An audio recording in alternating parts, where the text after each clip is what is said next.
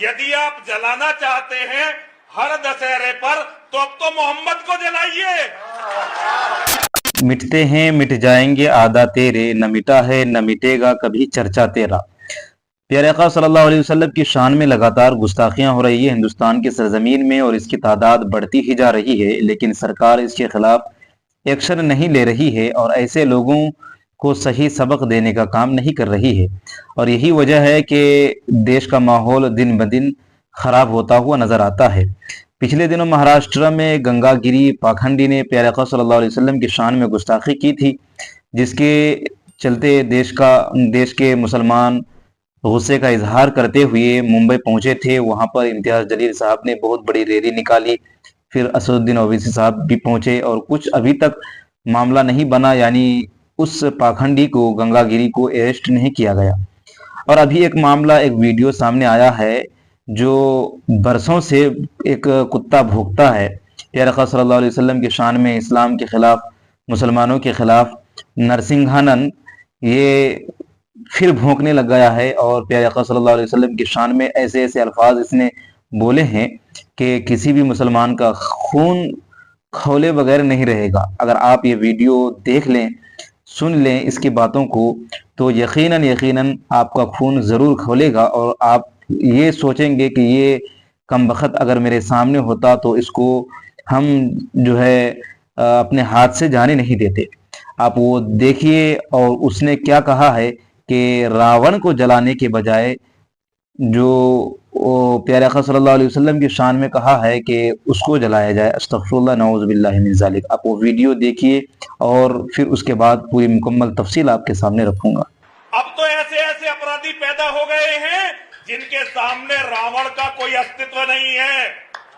अगर आज जलाना है, मैं सारे हिंदुओं का इस मंच से आह्वान करना चाहता हूं, यदि आप जलाना चाहते हैं हर दशहरे पर तो अब तो मोहम्मद को जलाइए।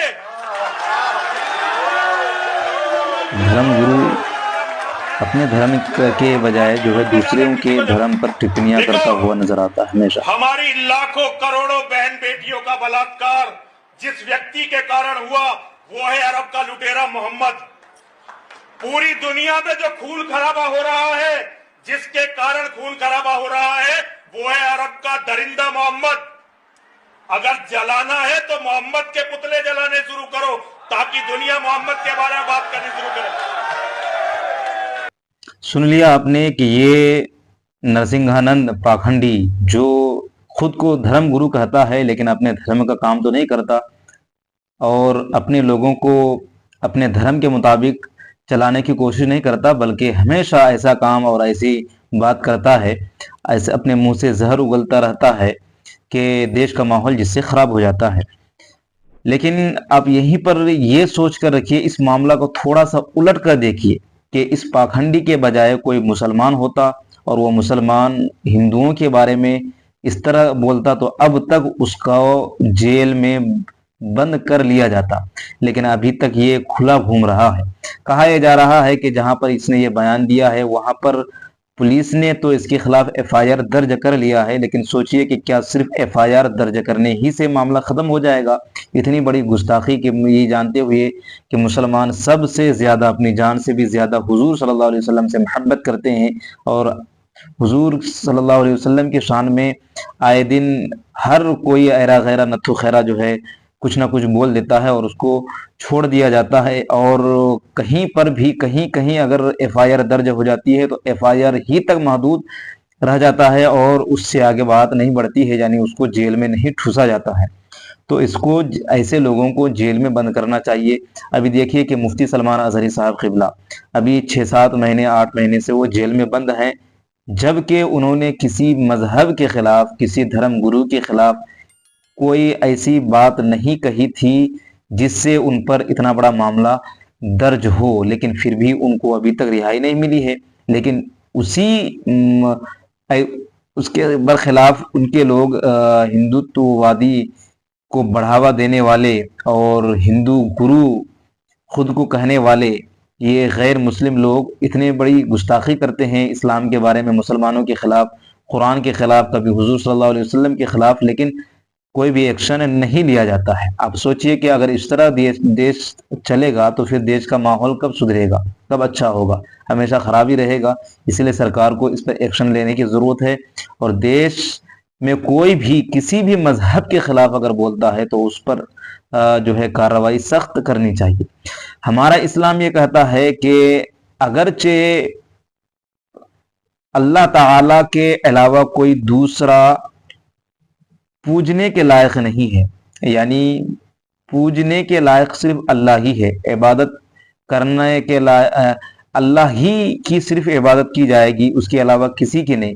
لیکن پھر بھی ہمارا اسلام قرآن یہ کہتا ہے کہ پھر بھی تم بتوں کو برا بھلا مت کہو، کیوں؟ اس لیے کہ اس سے جنگ ہوگی اور فساد ہوگا، لڑائی جھگڑے ہوں گے، ماحول خراب ہوگا۔